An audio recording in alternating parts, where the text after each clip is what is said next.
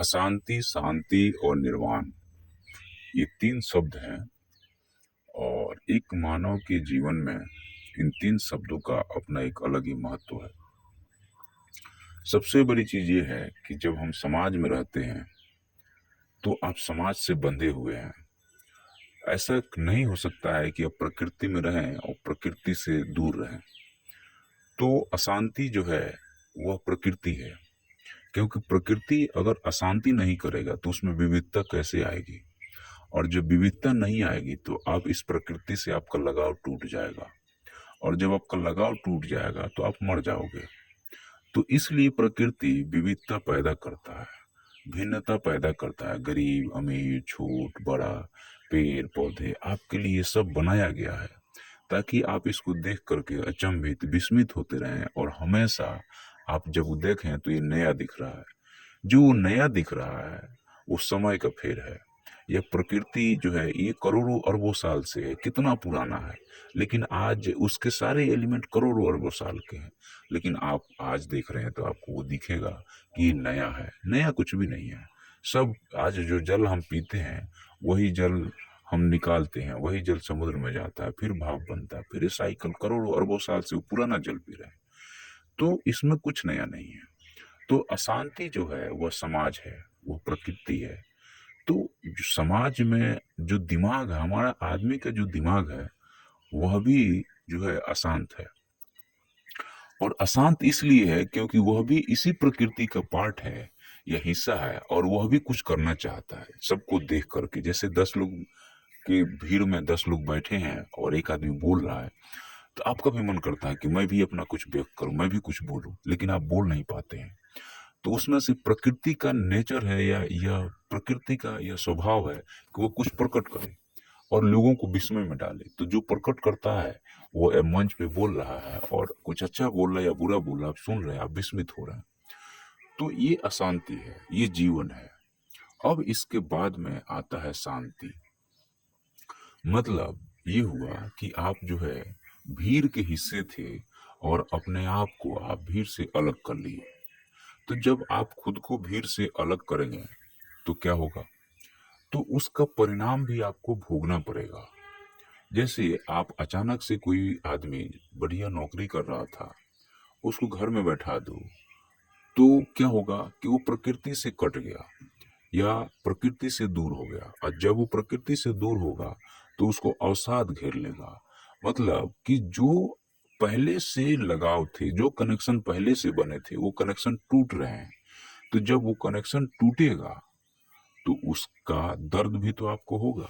जैसे हम लोग पेड़ से टहनी तोड़ लेते हैं, हमारा बाल कोई नोचता है तो हमें दर्द होता है।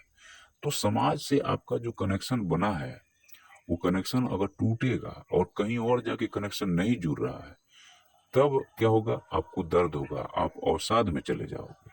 तो फिर उसका उपाय क्या है? तो जो शांति है वो अवसाद नहीं है। अभी भी चूंकि आपके दिमाग में वो कनेक्शन टूटे हुए हैं और आपको लगता है कि मैं उसी समय में मैं वहां जाऊं और अपने आप को रिप्रेजेंट करूं या अपने आप को बताऊं, बोलूं। तो एक्चुअल में क्या है कि भले वो आपने तोड़ दिया है, उस कनेक्शन को आपने तोड़ दिया है, दिमाग अभी भी उस कनेक्शन को लेके बैठा हुआ है। इसलिए आप जो है डिप्रेशन में है या अवसाद में है। तो इसका उपाय क्या है? जनरली लोग जब डिप्रेशन में जाते हैं तो आप देखिएगा कि उनका चूंकि दिमाग में उस चीज का लगाव है, लेकिन लेकिन जो प्रेजेंट में है, या यूं कहिए कि प्रैक्टिकली वो लगाव नहीं है, दिमाग में है। तो दिमाग में वो रिएक्शन हो रहा है और उसका केमिकल जो रिलीज कर रहा है उसके इफेक्ट बॉडी पे पड़ रहा है। इसलिए जो है सो आपको लगता है कि मैं परेशान हूं। लेकिन जैसे कई बार आप देखिएगा घर में बैठा हुआ आदमी परेशान हो जाता है। क्यों? क्योंकि दिमाग में उसके वो समाज घूम रहा है, वो बाहर समाज एग्जिस्ट नहीं कर रहा है, वो दिमाग में है। तो वो आधे अधूरे समाज है या वो जो एग्जिस्ट नहीं कर रहा, उसको लेके जब बैठेंगे तो आप अशांत हैं। तो भले आप घर में बैठ गए हैं, आपको लगता है कि मैं शांति में हूँ, नहीं, आप नहीं है।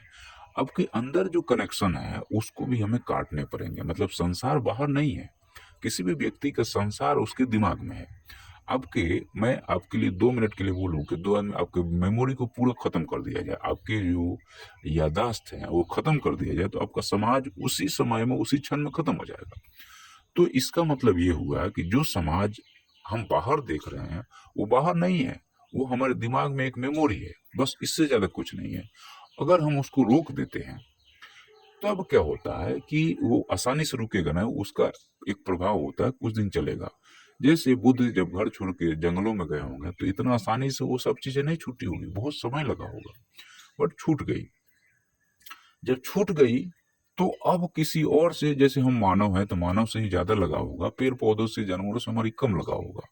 तो पेड़ पौधे जानवर से हमारी लगाव घटी तो हम अपने अंदर घुसे, और जब आप अपने अंदर घुसेंगे तब आप अपने आप को ढूंढेंगे।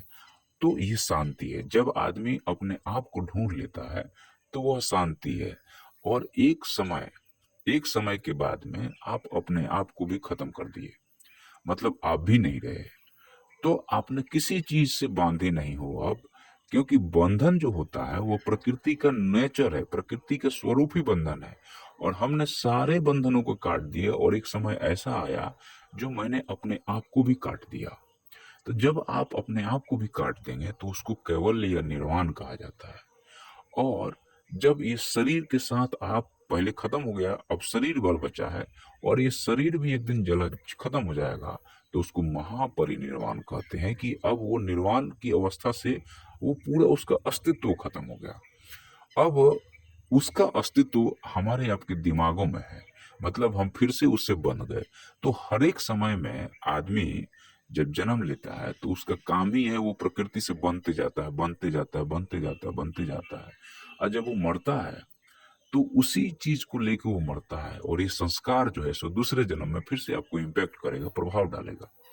और एक व्यक्ति जब सारे कर्मों को छोड़ दिया, समाज को छोड़ दिया, अपने आप को भी छोड़ दिया, तो उसके बाद में उसको परम शांति की अनुभव होता है। और उसके बाद में उसको कुछ ढूंढना ही नहीं है, मतलब आप शून्य हो गए, शून्यता की तरफ चले गए।